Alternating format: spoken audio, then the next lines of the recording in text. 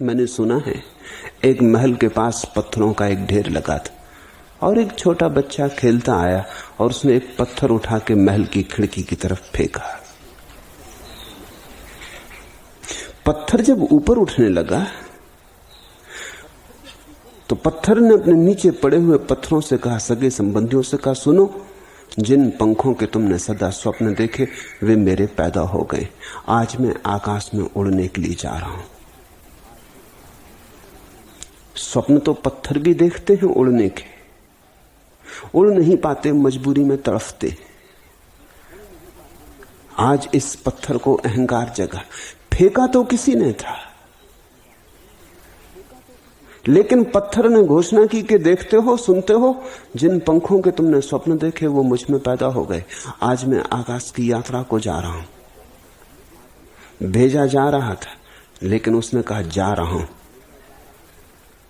पहल उसके स्वयं के भीतर से न आई थी, प्रारंभ किसी और ने किया था, लेकिन प्रारंभ का मालिक वो स्वयं बन गया। और फिर जब जाके कांच की खिड़की से टकराया और कांच चकनाचूर हो गया तो खिलखिला के अट्ठहास करके हंसा और उसने कहा, सुनते हो, 1000 बार मैंने कहा है, 1000 बार चेताया है, मेरे मार्ग में कोई ना आए, अन्यथा चकनाचूर कर दूंगा।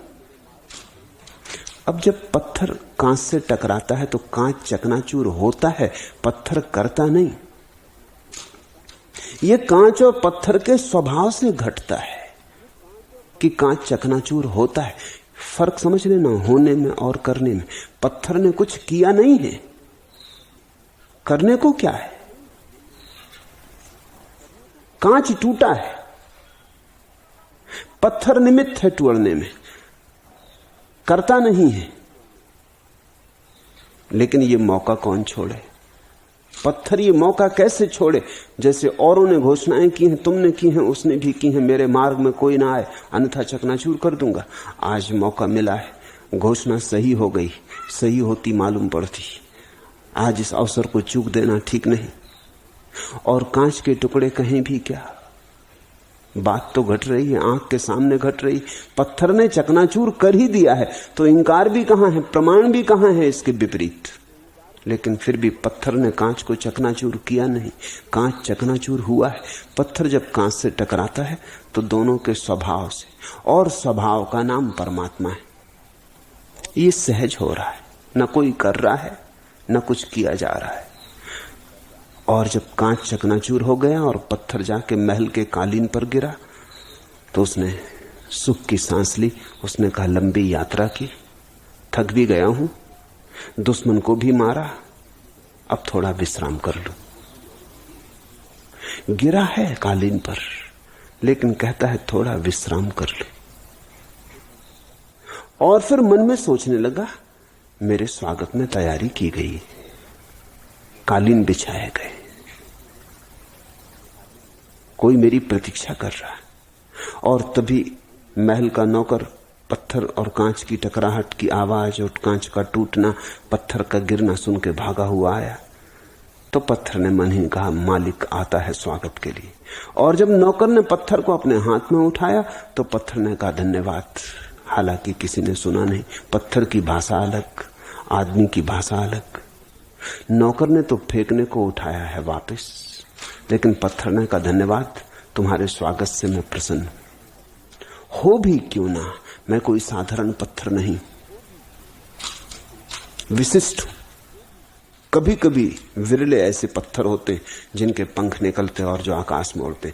पुराणों में सुनी है ये बात, देखने में आजकल तो आती नहीं।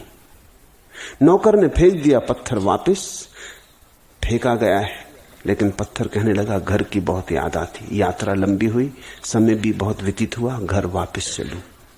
और जब गिरने लगा पत्थरों की ढेरी में तो उसने कहा, देखो, लौट आया। यद्यपि महलों में मेहमान था, सम्राटों के हाथों का श्रृंगार बना, कैसे कैसे स्वागत समारंभ न हुए, तुम तो समझ भी ना पाओगे। तुम तो कभी इस ढेरी से उठे नहीं, उड़े नहीं। आकाश की स्वच्छंदता, चांद तारों से मेल, सब जाना, सब देखा, लेकिन फिर भी घर अपना घर है, घर की बहुत याद आती थी। लौट आया हूं। पत्थर वापस ढेरी में गिर गया। ऐसी आदमी की भी कथा है। न तो प्रारंभ तुम्हारे हाथ में है और न अंत तुम्हारे हाथ में। श्वास जब तक चलती है, जब न चलेगी तो तुम क्या कर सकोगे? लेकिन तुम तो ये कहते हो मैं श्वास ले रहा हूं। परमात्मा तुमसे श्वास लेता और तुम कहते मैं श्वास ले रहा हूं। तुम श्वास ले रहे होगे तो मौत द्वार पर आ जाएगी, तब लेते रहना, तो पता चलेगा कि कौन लेने वाला था।